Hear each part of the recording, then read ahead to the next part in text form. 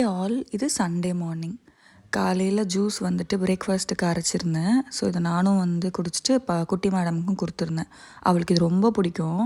எந்த அளவுக்கு பிடிக்கும் அப்படின்னா, இப்போ ஏதாவது ஒரு சேட்டை பண்ணிட்டுருக்கா அப்படின்னா, இப்போ நான் ஜூஸ் அரைக்க போகிறேன், உனக்கு வேணுமா வேணாமா அப்படின்னு கேட்டால் சைலண்ட்டாக வந்து உட்காந்துருவா. அந்த சேட்டைத்தனம் பண்ணாமல் சொல்கிற பேச்சு கேட்டு உட்காந்துப்பா. அவ்வளோ பிடிக்கும் அவளுக்கு இந்த ஜூஸு.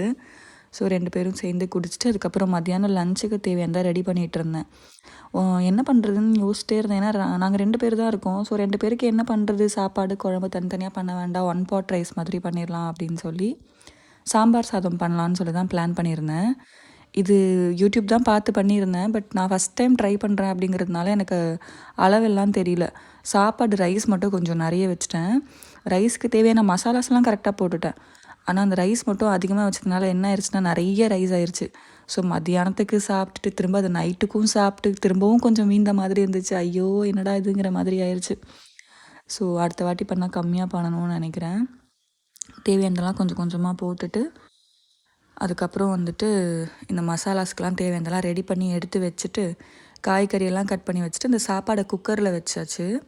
வச்சதுக்கப்புறம் நான் எனக்கு இந்த வீட்டில் கொஞ்சம் கொஞ்சம் வேலைலாம் சைட் பை சைட் பண்ணிகிட்டே இருந்தேன். இந்த துணி போடுறது, பாத்திரம் தேய்க்கிறது, இந்த மாதிரி ஒர்க்லாம் பண்ணிகிட்டே இருந்தேன். ஸோ இந்த குக்கரில் வந்து சாப்பாடு வேகிற வரைக்கிறதுக்குள்ளே போய் துணியை காய வச்சுட்டு வந்துடலாம் அப்படின்னு சொல்லிட்டு துணியை எடுத்துகிட்டு மேலே போயாச்சு. நான் போனால் கூடவே மேடமும் வந்துடுவாங்க. கீழே தனியாக இருக்க மாட்டேன், அடம் பிடிப்பா.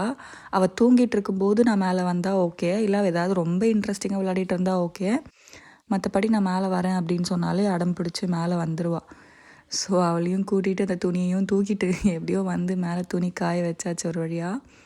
ஸோ இன்றைக்கி கொஞ்சம் கிளைமேட் வந்து கொஞ்சம் ஒரு மாதிரி ரொம்ப வெயிலாகவும் இல்லாமல் ரொம்ப மூடியாகவும் இல்லாமல் டிஃப்ரெண்ட்டாக நல்லா தான் இருந்துச்சு. ஸோ துணியெல்லாம் காய வச்சு முடிச்சுட்டு திரும்ப நான் பேக் டு ஒர்க் வந்தாச்சு.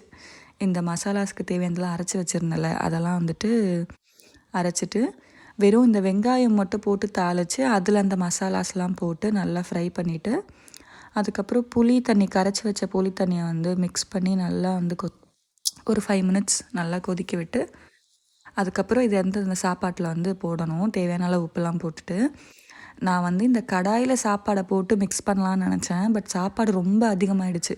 அதனால் கடாயிலலாம் சாப்பாடை போட முடியாது. இந்த கடாயில் வச்சதை தான் எடுத்து குக்கரில் போடுற மாதிரி ஆயிடுச்சு.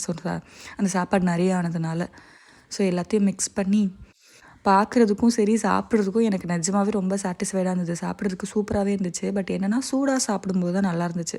திரும்பவும் அகைன் நைட்டு சாப்பிடும்போது கண்டிப்பாக நல்லா இல்லை. ஸோ திரும்ப நான் என்ன பண்ணேன், சுடு தண்ணி நல்லா கொதிக்க வச்சு ஊற்றி சாப்பிட்டு பார்த்தேன். அப்போ ஓகே.